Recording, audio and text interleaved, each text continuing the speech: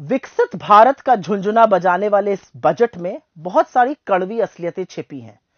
143 करोड़ के इस देश में बेशक 3 करोड़ 20 लाख लोगों को इनकम टैक्स से, जो इनकम टैक्स भरते हैं, उससे कुछ राहत मिली होगी, लेकिन 140 करोड़ जो बाकी हैं उनका क्या? उनको कोई फायदा नहीं मिलने वाला है। और इसीलिए बजट में छिपी जो असलियत है उस पर चर्चा जरूरी है।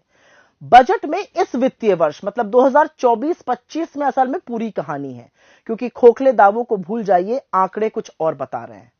सबसे पहली बात, आर्थिक मंदी, सरकार इसको नकारती है। प्रमाण है रेवेन्यू रिसीट का 41,000 करोड़ से ज्यादा की गिरावट।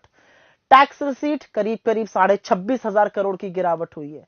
फिर कैपिटल एक्सपेंडिचर खूब जोर शोर से प्रचारित किया गया था, उसमें करीब करीब 93,000 करोड़ की गिरावट है। और इसीलिए ना नौकरियों का सृजन हो रहा है, ना निजी निवेश हो रहा है।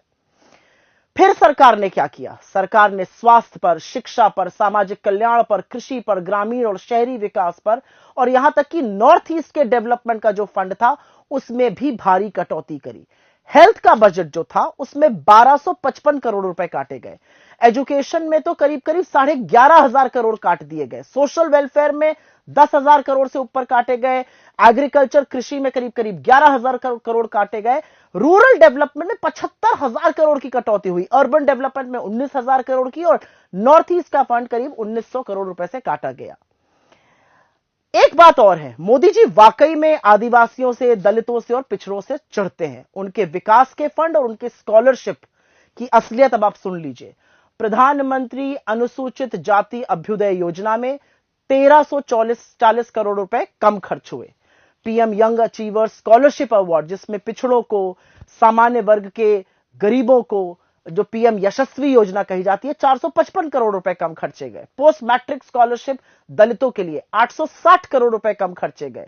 जो ट्राइबल के डेवलपमेंट का प्रोग्राम था 670 करोड़ रुपए खर्च गए।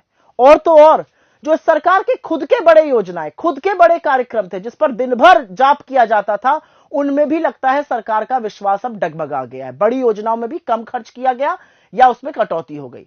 प्रधानमंत्री आवास योजना शहरी 16,501 करोड़ रुपए की कटौती हुई। रूरल में, ग्रामीण जो आवास योजना है उसमें 22,000 करोड़ से ज्यादा कम खर्च किए गए। जल जीवन मिशन में तो 74,000 करोड़ रुपए काट दिए गए। युवाओं को एक बार फिर से धोखा मिला है, क्योंकि जितनी भी रोजगार सृजन की योजनाएं हैं उसमें जो पैसा आवंटित किया गया था वो खर्च ही नहीं किया गया। पीएलआई बहुत जोर शोर से आई थी, जो माइटी लिंक थी 423 करोड़ काटे गए, और जो ऑटो से लिंक था पीएलआई उसमें तो करीब करीब 3,000 करोड़ से ऊपर का काटा गया। स्किल इंडिया प्रोग्राम में 68 करोड़ रुपए कम खर्च हुए, होते तो शायद लोग ज्यादा स्किल ले पाते। महिलाओं और बच्चों तक को ठग डाला।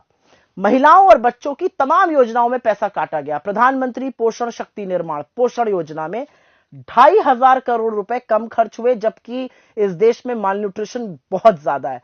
सक्षम आंगनवाड़ी योजना में 1,100 करोड़ रुपए की कटौती कर दी गई। वात्सल्य योजना में 8100 करोड़ की कटौती करी गई, और मिशन शक्ति में 1,695 करोड़ कम खर्चा हुए। और इसलिए यह समझना जरूरी है कि इस बजट में हुआ क्या। विकसित भारत ये जपा जा रहा है, ठीक है।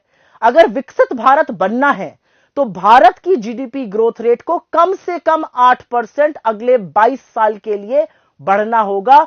ग्रोथ पिछले 10 सालों में महज 6% हो पाई है।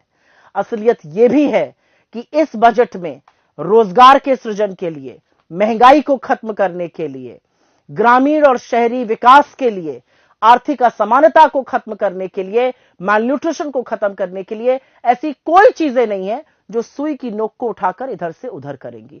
और इसीलिए झुंझुना बजाते रहिए, लेकिन कुछ तो काम किया होता बजट में। बजट के आंकड़े और सरकार के खोखले दावे वाकई कुछ और कह रहे हैं। और इसीलिए बार बार अदम गोंडवी का वो शेर याद आ जाता है, तेरी फाइलों में गांव का मौसम गुलाबी है, लेकिन ये आंकड़े झूठे और ये दावे किताबी हैं।